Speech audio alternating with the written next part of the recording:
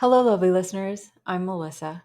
Welcome to Pleasant Hauntings, where I read vintage ghost stories and some of my own writings on the supernatural.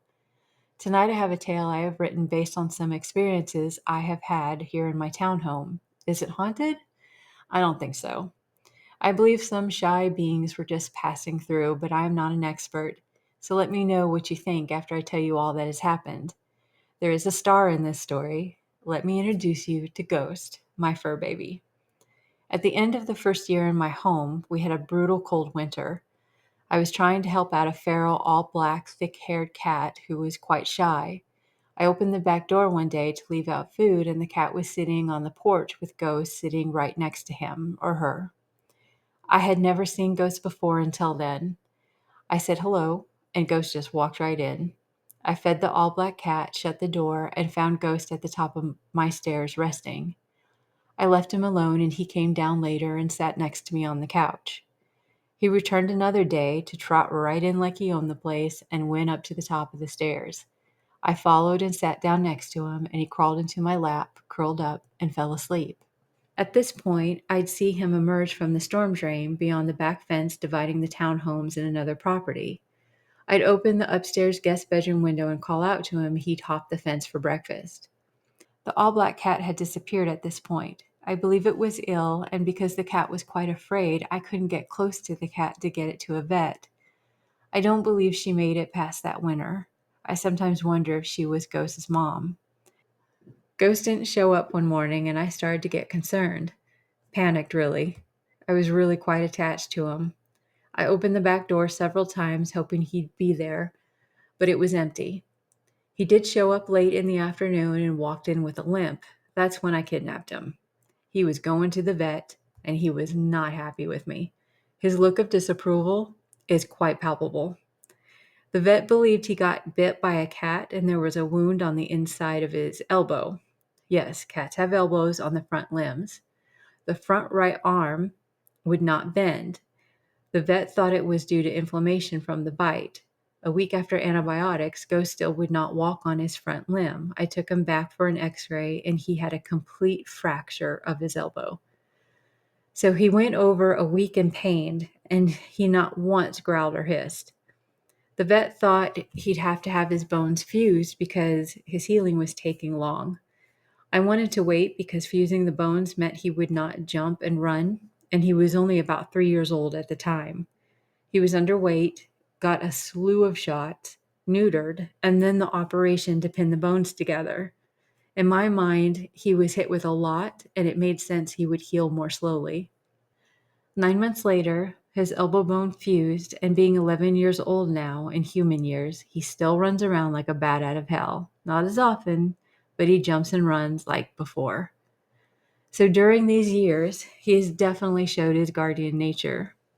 If there's a bug, he sits and stares at me to get my attention, then looks to where the bug is and does this routine until I realize I have a bug I need to get rid of.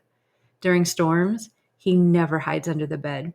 He will come into the room I am in and sit on the floor. If we have to go downstairs because of a tornado threat, he follows me.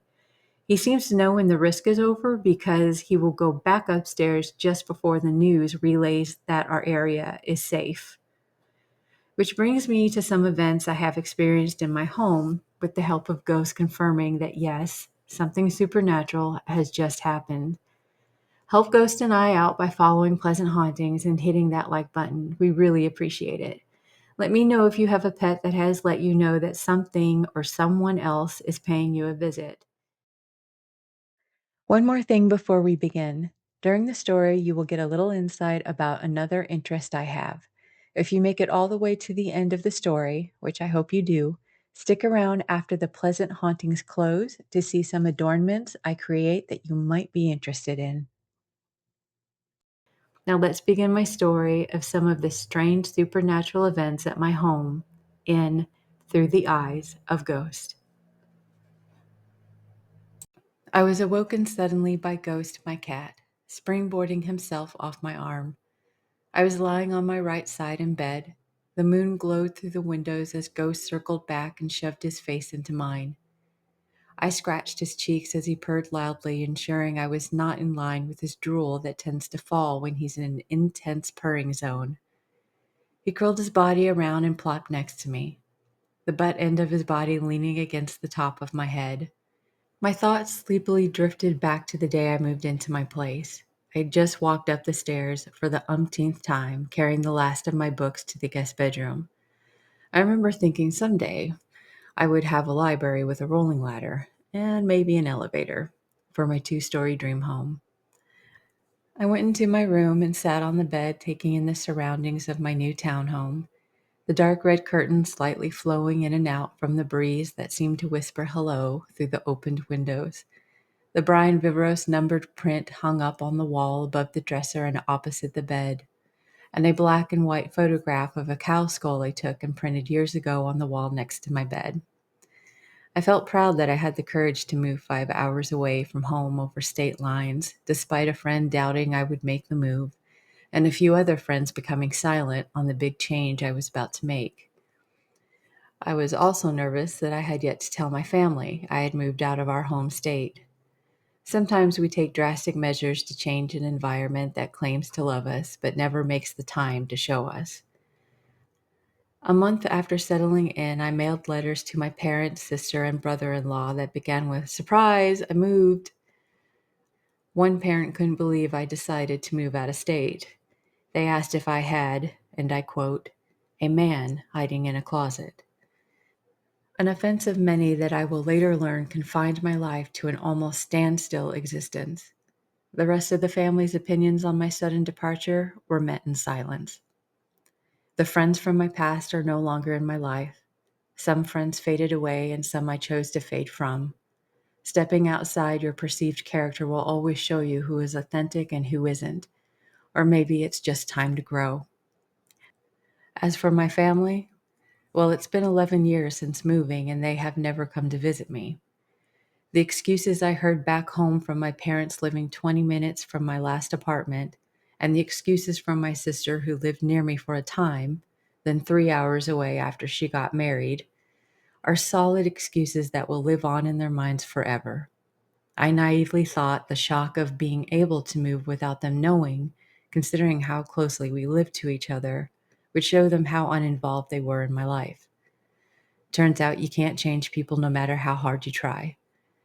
It is emotionally complicated and confusing to need a family that understands what it means to be family-oriented. Am I the problem? No. The black sheep is never the problem. But unknown to me on the first night of my new place, a little creature was on his way to make life a little more interesting. Thank God, because in a few hours of my first night alone in my townhome, I'm about to see something I have never experienced before. I sat on the bed scrolling through the Maps app looking for a Chinese restaurant nearby. The air was crisp and rain was on the way. I had some food in the fridge but craved comfort food for the first night here.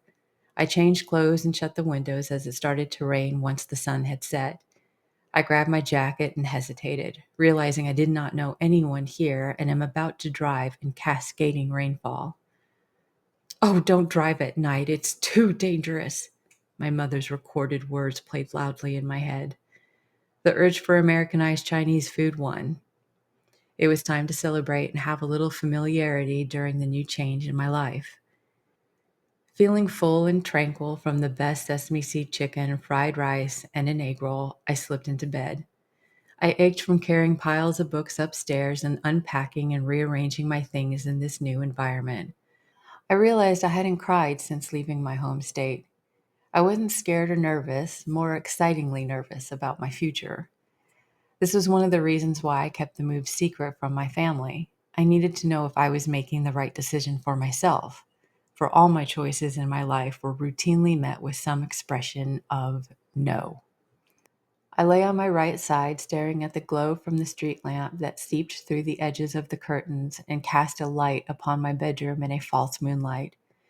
The rain softly fell against the window, creating a mesmerizing rhythm that charmed my eyes to sleep. My body jolted from a quiet slumber, forcing my eyes open. I froze as a silhouette of a body in a hunched over position darted past the windows.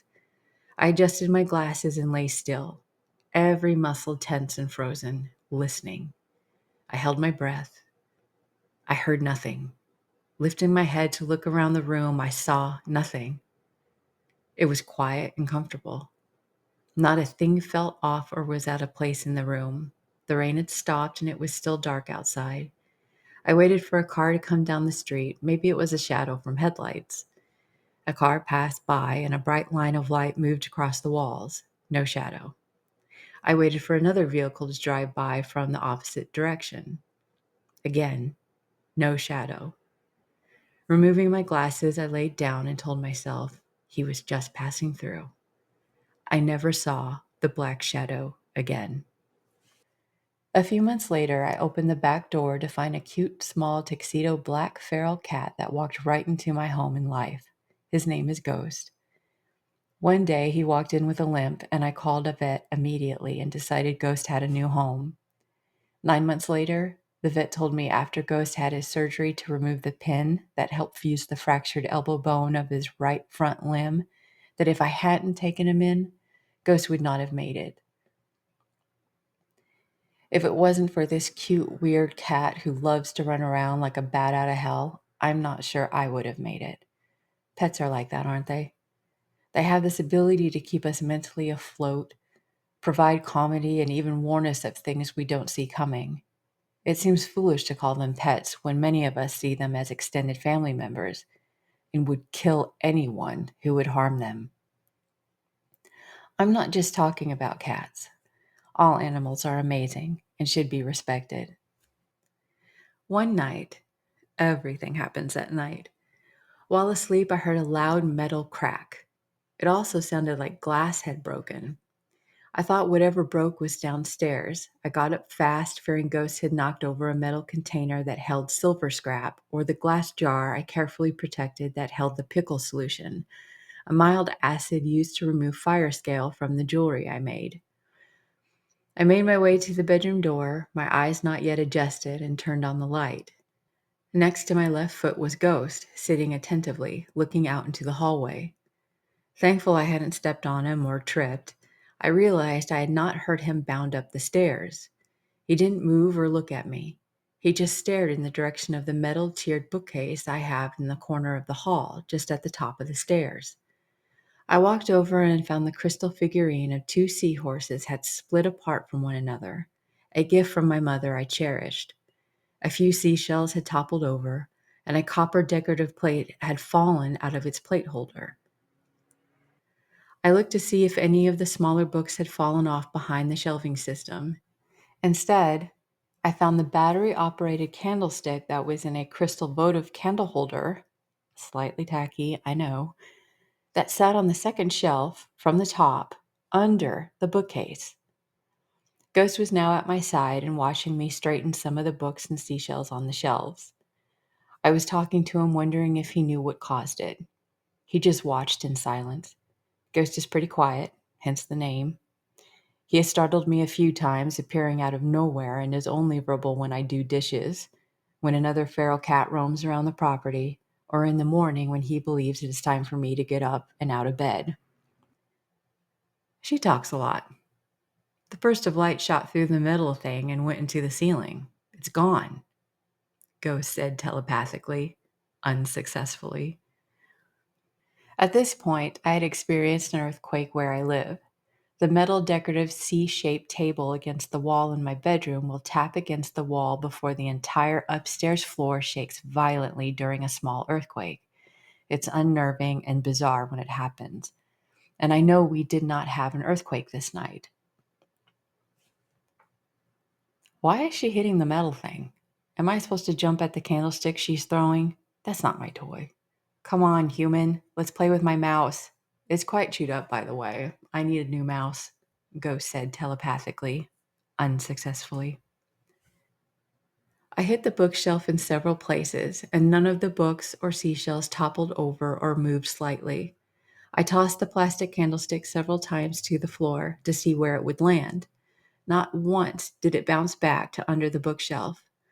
Ghost continued to watch patiently as I tried to debunk the strange situation. So what shook the tiered metal bookshelf in the hallway that night? I was a little on guard for the next few nights, but everything was normal. Even Ghost acted normal. A couple years later, I noticed Ghost wasn't going to his window seat in the guest bedroom at night. It was summertime, and that was his norm to watch the nightly going on and sleep in the window until about 3 or 4 a.m.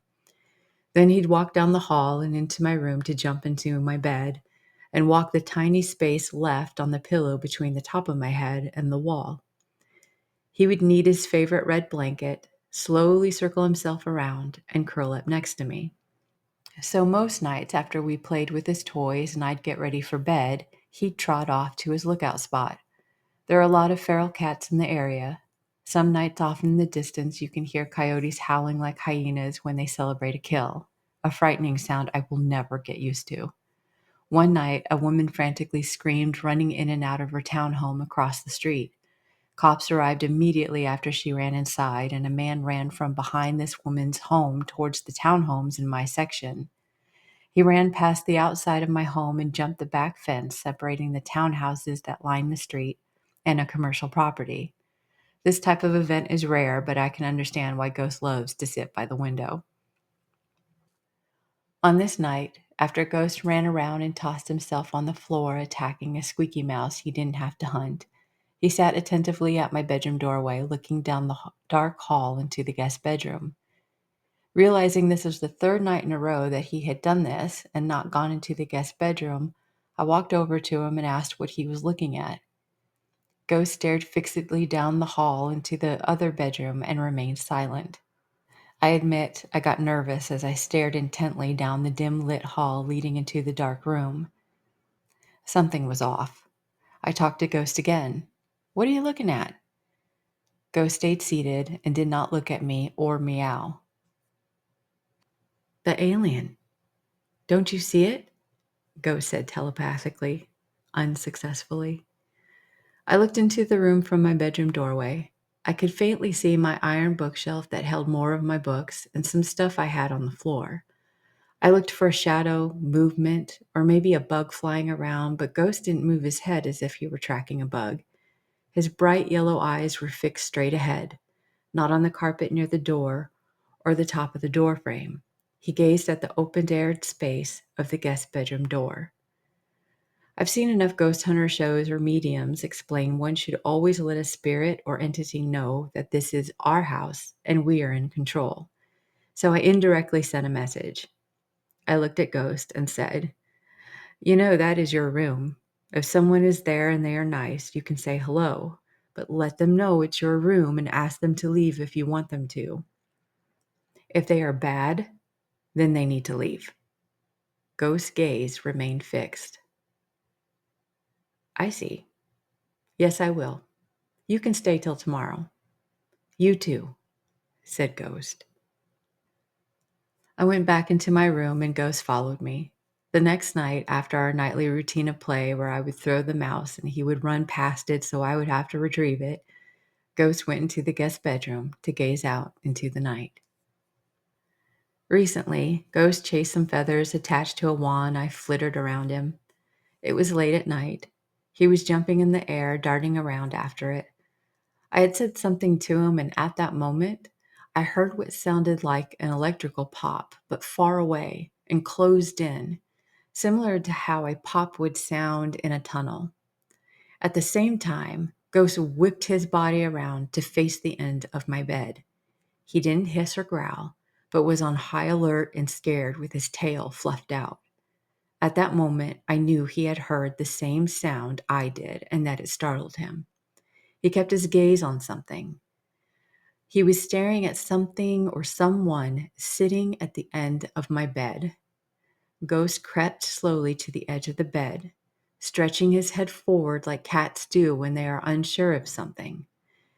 He started to sniff at what or whoever was sitting on the edge of my bed. During all this, I monitored at Ghost, who was quite good at ignoring me. I didn't feel anything negative came through, but the fact that Ghost and I heard what sounded like an electrical pop, followed by a singed sounding fizzle, seemingly at the end of a long tunnel, freaked me the hell out. Something is sitting on the edge of my bed in my bedroom.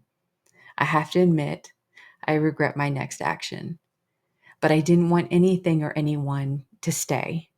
Is it a bug? A spider? I don't know what this is. It's smiling at me, but looks strange, Ghost said telepathically, unsuccessfully. I frantically lifted the comforter on the bed and tousled it. I took the toy wand with hanging feathers and frantically waved it in the air just above the bed. Ghost's gaze broke, and his tail's fur slowly unfluffed back to normal. He acted like nothing had happened. I slept in my bed that night. I was a little nervous, but trusted my initial feeling that the visitor was not evil or mischievous. If Ghost was not afraid to approach whatever came through in that moment, I shouldn't fear it either. There have been a few other supernatural situations, like tiny clustered sparkly lights that appeared briefly and then faded away. There are times when Ghost will be downstairs in the living area and watch something intently move through the air. I always look when I catch him doing this. Is it a bug? Sometimes. Did a bird get trapped in the subfloor like the previous winter? No. Is my home haunted? I don't think so. But strange things have happened, and I'm thankful Ghost came into my life as a little guardian. All is good. P.S. I often replace Ghost's favorite chewed up mouse toy. He's good too.